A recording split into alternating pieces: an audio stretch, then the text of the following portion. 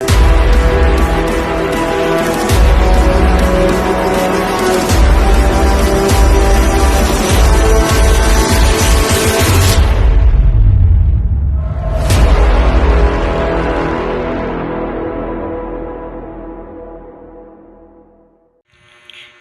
buddies, this is Chris Sniper at kumusta ang mga katropa nating explorers sa buong bansa from Luzon, Visayas and Mindanao.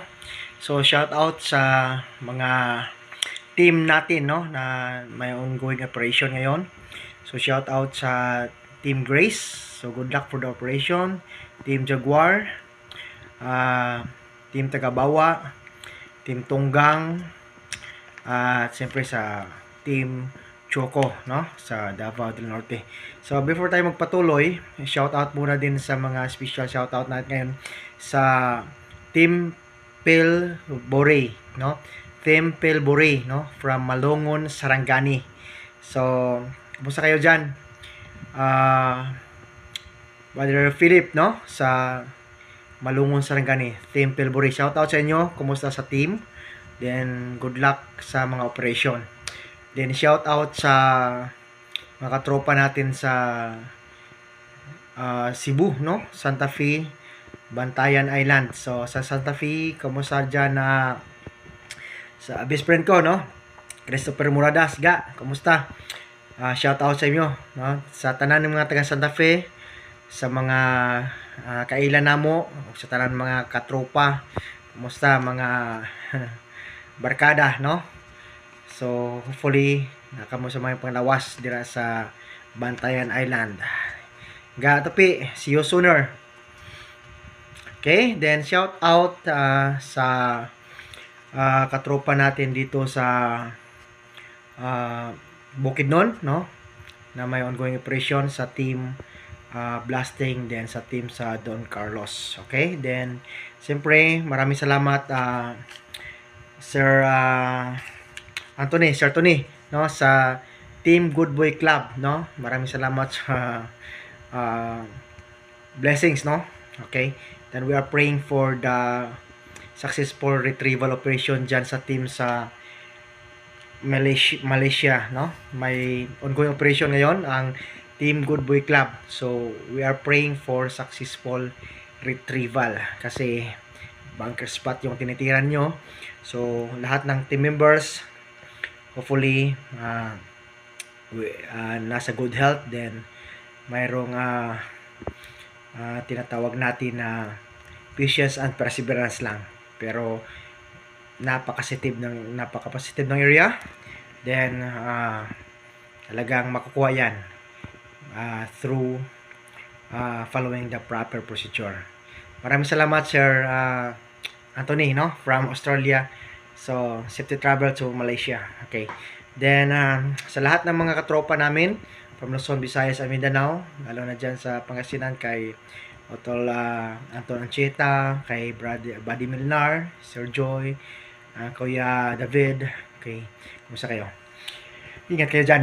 Then, ang ipapakita ko yan, buddies, ay isang napakasimpleng remapping, 357 pattern.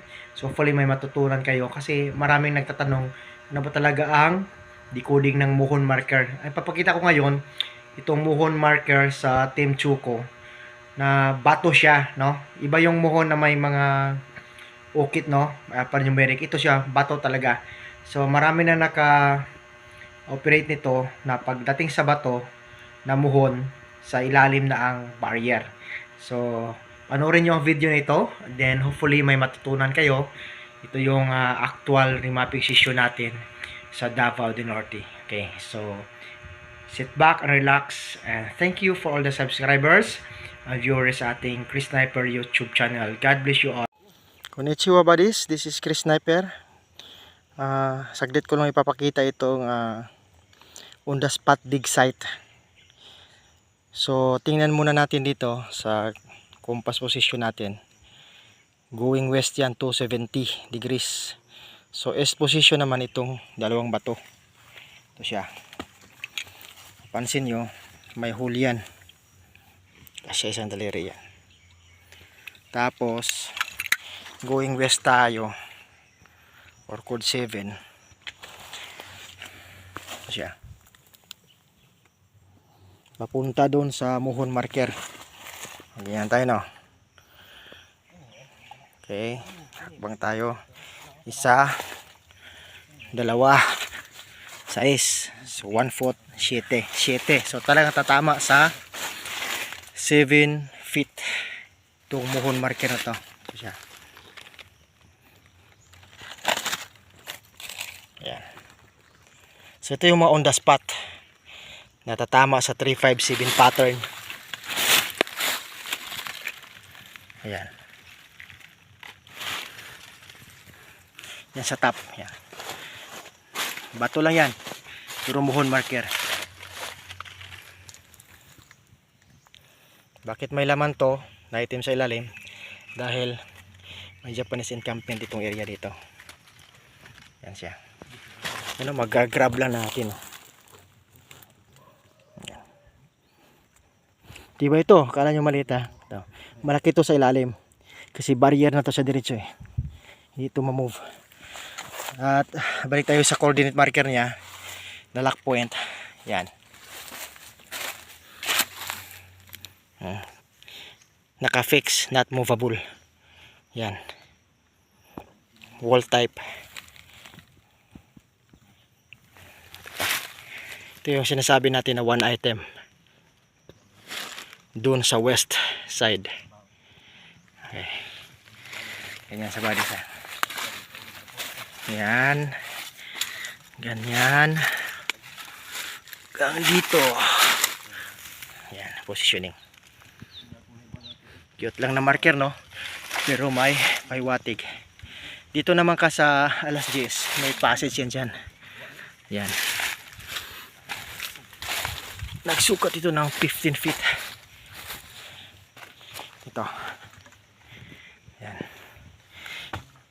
Same, hindi ma-move. Yan.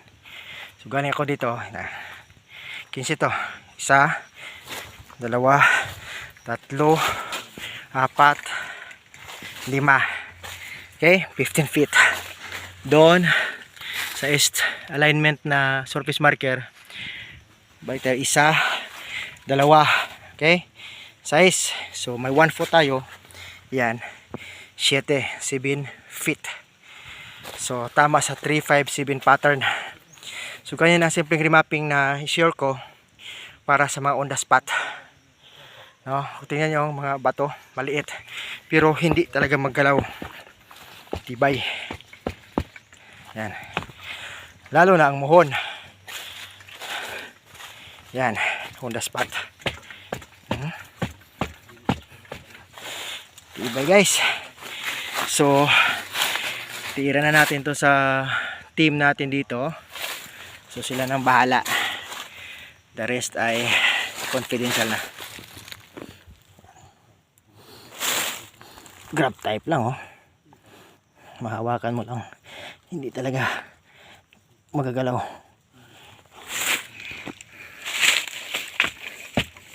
Yan. Kung ordinaryo lang to eh, wala na to, isang sipa lang.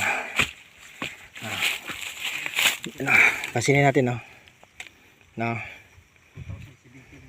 3, 4, 4 inches lang ang diameter niya. Ito. So ito pang on the spot na bodies.